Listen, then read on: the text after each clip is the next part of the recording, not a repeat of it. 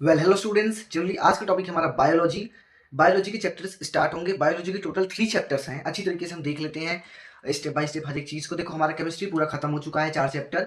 तो अगर आपने वो नहीं पढ़ा तो पहले जाके उसे पढ़िए, समझिए, अच्छी तरीके से लिखिए, समझिए, तब इस वाले बायो वाले टॉपिक पे आप आइए।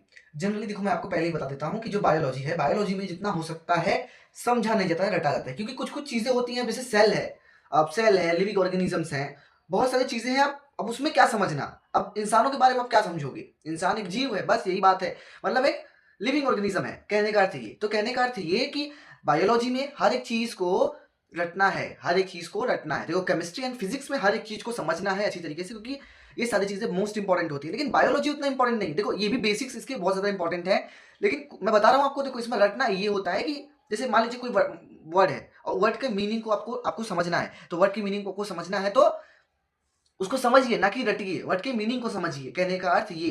तो एक रिक्वेस्ट है, जब भी पढ़ने बैठे हैं आप, तो एक कॉपी और एक पेन के ही साथ बैठे हैं। कॉपी और पेन में अच्छी तरीके से स्टेप बाय स्टेप जितना पढ़ाऊं उसको लिखना है। ये मत सोचना कि कॉपी और पेन से पढ़ा रहा है बंदा तो अच्छा नहीं पढ़ा रहा है, गलत पढ़ा रहा है। मैंने अपना बेस्ट दिया है। देखो, यूट्यूब पे मिल जाएगा इससे बेस्ट, पता नहीं, लेकिन मैंने अपना बेस्ट दिया है। अगर आप ये पढ़ के जाओगे तो मैं गारंटी देता हूँ कि आपको ट्यूशन की कोई जरूरत नहीं है। आप बहुत अच्छे नंबर से पास हो सकते हो अपने एग्जामिनेशन में और अपने टेस्ट में।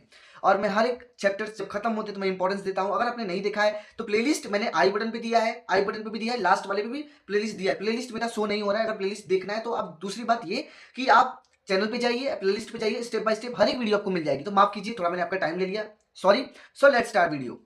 हाँ, तो आज के चैप्टर का नाम है हमारा the fundamental unit of life. Chapter number 5 है, क्लास 9 साइंस एनसीईआरटी। अच्छी तरीके से इसके नोट्स बहुत ही अच्छे हैं। देखो, मैंने नोट्स बहुत अच्छा बनाया है। ऐसा नोट्स शायद मिल जाए तो बहुत अच्छी बात है, लेकिन अच्छा मैंने दिया है, अपना बेस्ट दिया है। तो इसको ही पढ़िए, अच्छी तरीके से समझना। कोई भी डाउट हो तो कमेंट सेक्शन में जरूर पूछना आप। और प्लीज यार, लाइक करना, शेयर करना है, सब्सक्राइब करना, ये बहुत जरूरी चीज है।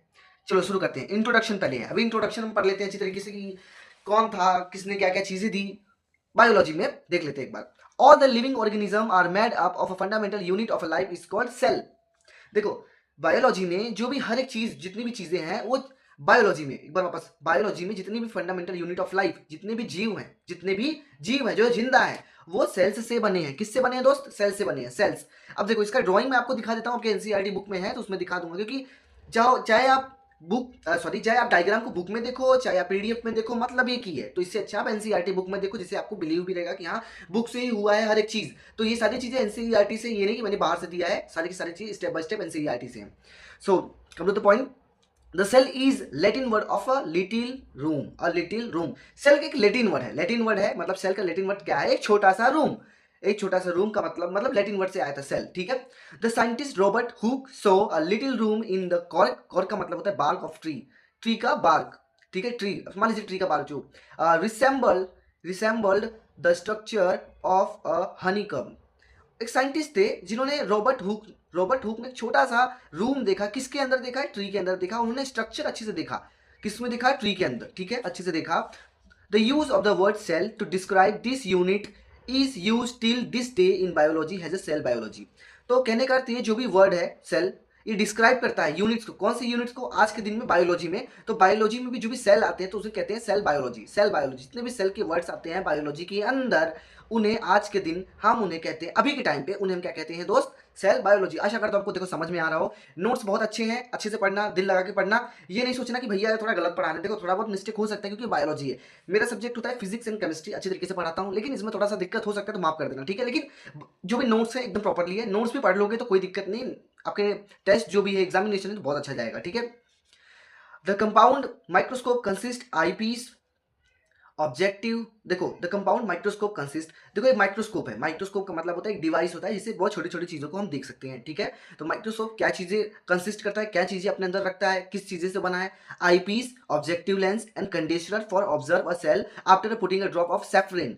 सेफ्रिन का मतलब होता है एक प्लांट सेल। सेफ्रिन ये आ सकता है आपके किसमें?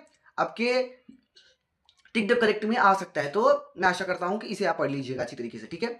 एंड मेथिलीन ब्लू, ये भी आ सकता है कि इसमें पूछ सकता है कौन कौन से सेल्स जो होते हैं जो ड्रॉप लेते हैं माइक्रोस्कोप के अंदर। तो saffron and methylene blue, animal cell and plant cell, ठीक है। तो एक बार मैं आपको दिखा देता हूं अच्छी तरीके से कि हमारा जो भी माइक्रोस्कोप डिवाइस कैसा है एनसीईआरटी से ही दिखाता हूँ ना, आप बोलोगे कि नहीं भैया गलत है ये। तो एनसीईआरटी में यही सारी चीजें हैं। देखो ऊपर की चीजें जो होती है आई पीस होती है, यही होता है कोर एडजस्टमेंट। कोर एडजस्टमेंट मतलब कि एंगल बढ़ाता है घटाता है एंगल को, ठीक है। ये है बॉडी ऑफ ट्यूब जिसके अंदर लेंस के अंदर, देखो लेंस के अंदर जो बॉडी ट्यूब है, ये है क्लिप जिसके अंदर हर चीज को हम डालते हैं देखने के लिए। ये सारी चीजें हैं देखने के लिए। ऑब्जेक्टिव लेंस जो जिस वजह से हम देख पाते हैं, लेंस की वजह से। देखो लेंस आप क्लास 10th में अच्छी तरीके से पढ़ोगे, कॉनकेव कॉन्वेक्स, क्यों हमें छोटा दिखता है क्यों हमें बड़ा दिखता है, बहुत ही अच्छा चैप्टर है क्लास 10th में, ठीक है। कंडेंसर, कंडेंसर नीचे है, कंडेंसर है, मिरर है नीचे, ठीक है। एंड बेस, बेस मतलब जिसपे खड़ा है ये। एंड आर्म है जिसपे पूरा स्टैंड रुका हुआ है। फाइन एडजस्टमेंट, फाइन एडजस्टमेंट मतलब कि कुछ स्विच टाइप का जिससे हम बड़ा या छोटा कर सके ऐसे घुमा घुमा के, ठीक है। माइक्रोस्कोप स्लाइड, देखो ये चीज़ों को आप कोई मतलब नहीं है, लेकिन मैंने थोड़ा नॉलेज के लिए बता दिया कि देखो भाई ये चीज़ें थी इसके अंदर, तो आशा करता हूँ आपको हर एक चीज़ समझ में आया हो। तो आते हैं अपने टॉपिक पे वापस। The scientist Lee Leeuwenhoek, Leeuwenhoek, थोड़ा अगर मान लीजिए गलती हो गई तो माफ कीजिए, लेकिन यही नाम है, Leeuwenhoek show free living cell in the pond water for the first time father of microbiology. पूछ सकता है आपकी सॉरी पूछ सकता है आपके टिक द करेक्ट में 1 नंबर पे, who is the father of microbiology. तो ली हु वेन हुक जो थे, जो साइंटिस्ट थे, यही इन्होंने सेल का मतलब बताया था अच्छी तरीके से। तो यही है फादर ऑफ माइक्रोबायोलॉजी। माइक्रोबायोलॉजी मतलब जो बहुत ही छोटे बायोलॉजी पे रिसर्च करे, रिसर्च करे मतलब बताए अच्छी तरीके से, बहुत छोटे छोटे कणों पे जाए, बहुत छोटे कणों पे, उन्हें बोलते हैं microbiology, microbiology. The scientist Robert Brown discovered the nucleus in the cell. अब सेल के अंदर भी न्यूक्लियस होता है, देखो जैसे हमने एटम पढ़ा था तो एटम के अंदर न्यूक्लियस था, याद है आपको। तो ऐसे ही सेल के अंदर न्यूक्लियस होता है। सेल में भी दिखा देता हूँ कि सेल कैसा दिखता है, दिखा देता हूँ कि न्यूक्लियस कैसा है सेल कैसा, आपके एनसीईआरटी बुक में ही है। तो देखो सेल का स्ट्रक्चर कुछ ऐसा ही होता है। आप देखो मैं चाहता तो पीडीएफ से पढ़ा देता, लेकिन पीडीएफ में मतलब क्या, आपको तो ड्राइंग ही देखना है, कौन सा आपको बनाना है, देखना है, समझना है बस। तो देखो ये सेल है और सेल के बीच में हमेशा न्यूक्लियस रहता है। न्यूक्लियस जैसे कि हमारा एटम याद कीजिए, एटम के बीच में हमारा सेल था, न्यूक्लियस था। न्यूक्लियस के अंदर 2 चीजें थी, प्रोटॉन्स एंड न्यूट्रॉन्स। अगर आपने नहीं देखा तो जाके उसे देखना, बहुत अच्छा पढ़ा है मैंने। वो तो आप बताओगे कैसा पढ़ा है कैसा नहीं, लेकिन मैंने अपना बेस्ट दिया है, ठीक है। तो ये सेल होता है, सेल के बीच में मान लीजिए सेल है, तो सेल के बीच में जो होता है वो न्यूक्लियस होता है, ठीक है। यही चीजें थी। ये हो गई अच्छी तरीके से। जो रॉबर्ट ब्राउन थे डिस्कवर किया था न्यूक्लियस को। न्यूक्लियस क्या था मैंने आपको चीज बता दिया। The cell theory states that, जो सेल थियरी है, अब सेल थियरी कहती क्या है वो देख लेते हैं एक बार हम। Cell theory state that all the plants and animals are compound of cell. It was proposed by Schleiden and स्वामंट। देखो थोड़ा मिस्टेक हो सकता है बोलने में नाम, क्योंकि प्रोनाउंस में मेरे थोड़ा दिक्कत है, क्योंकि बायोलॉजी मेरे को अच्छे से नहीं आती है उतना, तभी मैंने अपना बेस्ट दिया है इसमें। मैं केमिस्ट्री और फिजिक्स ही पढ़ाता हूँ, ठीक है। तो थोड़ा आप नोट्स में से देख लेना इसका नाम अच्छे से, गलती हुई तो माफ कर देना, ठीक है। तो बताता हूँ इसका मतलब कि क्या था कि जो भी सेल थियरी था, सेल थियरी ये कहता था जितने भी प्लांट्स और एनिमल्स हैं इनके अंदर कंपाउंड के जो भी सेल है वो सेम है। कहने का अर्थ है जो भी मान लीजिए जो घर है, ठीक है, घर मान लीजिए 2 घर हैं, दोनों घर के अंदर भले डिजाइनिंग अलग हो, डिजाइनिंग अलग हो, पेंट अलग हो, एंड भले डिजाइनिंग अलग हो, पेंट अलग हो, बेस अलग हो, लेकिन उनके अंदर जो ईंटें होती है, जो सीमेंट होता है, दोनों सेम होता है। कहने का अर्थ ये ईंट सीमेंट। तो ऐसे ही प्लांट्स और एनिमल्स के अंदर भी कुछ ऐसा ही है, समझ लीजिए आप। आशा करता हूँ ये एग्जांपल से आप समझ गए होंगे कि मैं क्या कहना चाहता हूँ। Was compound of cell is same. It was propose by Schleiden and Schwann, थोड़ा नाम माफ करना। The cell theory was sorry The cell theory was further expanded by a virtue by suggesting that all cells arise from a pre-existing cells. देखो एक बार वापस बोलता हूँ कि अगर किसी भी वर्डिंग में मुझे थोड़ा दिक्कत हो रहा है कि मैं नाम सही से नहीं बोल पा रहा, तो माफ करना, रट लेना उनका नाम की स्पेलिंग अच्छी से लिखा है, मेरे को प्रोनाउंस करने नहीं आ रहा है क्योंकि बहुत एंटी कैंटिक नाम है इसमें, इसलिए यही मुझे दिक्कत होती है। बायोलॉजी में बहुत एंटी कैंटिक नाम होता है जो मैं नहीं ले पाता हूँ। इसी तरह अपना केमिस्ट्री फिजिक्स बहुत अच्छा होता है, जो बहुत समझने के लिए भी बहुत अच्छा है। अब बायो भी अच्छा है, लेकिन जिसको मतलब इंटरेस्ट हो उसके लिए, ठीक है। तो आशा करता हूँ आपको ये चीज समझ में आया। एक बार वापस बता देता हूँ। The cell theory was further expanded by Virchow was suggesting that, जो भी अपना सेल थ्योरी था एक्सपैंड हुआ, बढ़ गया। कब बढ़ गया? सजेशन मिला कि all cells arises from pre existing cells. जो भी सेल्स होते हैं वापस उन्हीं सेल्स को हट के वापस एक नए सेल्स आ जाते हैं, तो इसका ही सेल थ्योरी एक्सपेंड हुआ। The cells differ in size, differ मतलब डिफरेंट, डिफर मतलब डिफरेंट, ठीक है, मैंने लिखा नहीं लगता है, डिफर मतलब होता है डिफरेंट, हमेशा याद रखना। The cell differ in size, shape, structure, union peel union बोल रहा हूँ, onion peel various cells in a human body, ठीक है। तो अनियन सेल्स भी देख सकते हैं। पील, अनियन पील मतलब कि अपना जो क्या बोलते हैं, प्याज का जो छिलका होता है, या फिर अलग अलग सेल्स होते हैं जो ह्यूमन बॉडी के, वही मतलब साइज, शेप, स्ट्रक्चर जो भी सेल का होता है डिफरेंट होता है, ठीक है।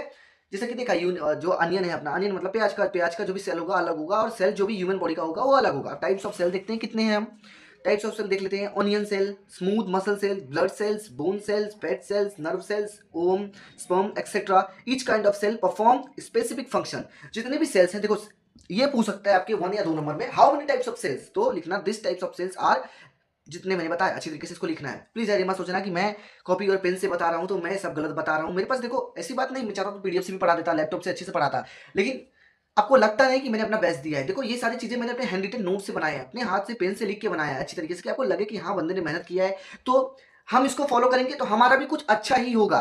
ठीक है, तो ये सोच के पढ़ना, आप मेहनत करते रहना, हर एक चीज को स्टेप बाय स्टेप समझना, हर एक चीज को नाम को आपको समझना है। अगर समझ नहीं पाए तो कुछ कुछ जैसे मैंने नाम बताया उसको रट लेना। ठीक है, तो एक बार मैं आपको सेल्स कैसे हैं दिखा देता हूँ एनसीईआरटी बुक में, कि उसको आपको समझ में आए।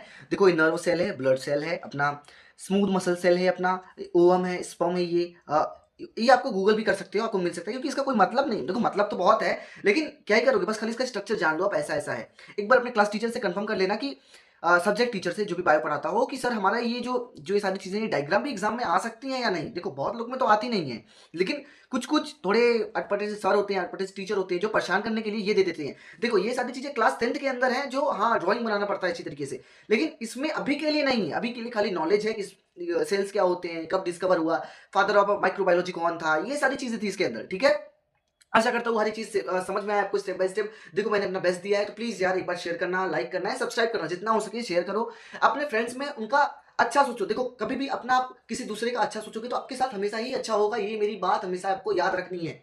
ठीक है, हमेशा दूसरों की मदद करते रहना है, दूसरों की मदद करोगे तो आपका भी हमेशा मदद होगा एग्जाम में, या फिर आपका नोट्स लेने के लिए, या फिर स्टडीज में। ठीक है, तो आशा करता हूँ कि समझ में आया ये सारी चीजें। एक दो पॉइंट्स और हैं, उन्हें भी देख लेते हैं, फिर खत्म होगा। नेक्स्ट वीडियो में हम प्लाज्मा सेल अच्छी तरीके से हर एक चीज को समझेंगे, कि हर एक चीज क्या था क्या नहीं था।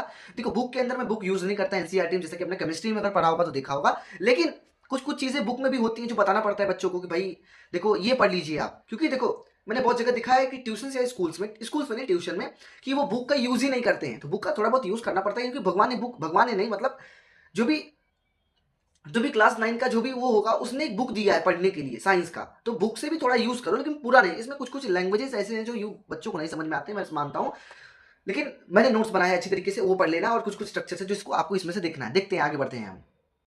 Then a single cell may constitute of whole organism, has the amoeba, Chlamydomonas and Paramecium and bacteria. These are the called unicellular organisms, whereas in multicellular organism human being division of labor in seen. अब इसके अंदर देखो कुछ कुछ sales ऐसे हैं जो अलग हैं ह्यूमन से, और देखो यूनिसेल्युलर मतलब एक ही चीज, यूनिसेल्युलर मतलब एक ही चीज, और मल्टीसेल्युलर मतलब जो मल्टीसेल्युलर मतलब ह्यूमन बींग, हम बहुत सारे सेल्स से बने हैं। और ये जो एमोबिया था, पैरामीशियम था, बैक्टीरिया था, तो ये सारे एक ही सेल से बने हैं। एक ही ये एक सेल में एक आदमी होगा, एक सेल में एक आदमी होगा, लेकिन इसमें बहुत सारे सेल्स में एक आदमी बनता है। इसमें समझ लीजिए एक सेल में एक ही बंदा है, लेकिन इसमें बहुत सारे सेल्स में एक बंदा आता है, किसमें, ह्यूमन बींग्स में, और एमोबिया में एक ही सेल आता है, मतलब कहने का अर्थ ये। The feature is almost every cell is same. जो भी फीचर्स होते हैं देखो सेल्स में सबका सेम है। क्या है फीचर्स, मतलब जो भी कैरेक्टरिस्टिक्स हैं, जो भी वो काम करते हैं, काम करने का तरीका सेल्स का सबका सेम है। जैसे कि इस plasma, membrane, cytoplasm and nucleus. ठीक है, ये सारे जो भी हमारे सेल्स हैं सबका फंक्शन फीचर तो एक ही है, मतलब ये काम करने के लिए ही बने हैं, लेकिन इनके फीचर्स अब हम देखेंगे अच्छी तरीके से नेक्स्ट वीडियो में। तो आशा करता हूँ आपको हर एक चीज समझ में आया स्टेप बाय स्टेप। कुछ कुछ चीजें मैं मानता हूँ कि मैंने गलत बताया है, गलत बताया नहीं, मतलब बोलने में थोड़ा मिस्टेक हो गया था, और बायोलॉजी में क्योंकि थोड़ा अटपटे नाम थे तो उन्हें रट लेना आप बच्चों। और कोई भी डाउट हो तो कमेंट सेक्शन में पूछिए, कि सर बहुत लोगों ने बोला कि भैया बायो पढ़ाइए, इसलिए बायो पढ़ा रहा हूँ। बायो 2 ही 3 चैप्टर था, सोचा था स्किप कर दूंगा, लेकिन नहीं, पढ़ा रहा हूँ तो पूरा ही पढ़ाऊंगा। जितना हो सके लाइक करो, शेयर करो, सब्सक्राइब करो। व्यूज देखो बहुत कम आ रहे हैं, माफ करना, लेकिन डिमोटिवेशन लगता है यार, जब आप कमेंट करते हो तो बहुत अच्छा लगता है, एक अंदर किरण आती है कि नहीं बच्चों को बहुत अच्छा लग रहा है, जब मैं जो भी मैं बता रहा हूँ उनका हेल्प हो रहा है, तो मुझे और चीज बतानी चाहिए। ठीक है, तो लाइक करना, शेयर करना है, सब्सक्राइब करना, प्लेलिस्ट फॉलो कर लेना अच्छी तरीके से।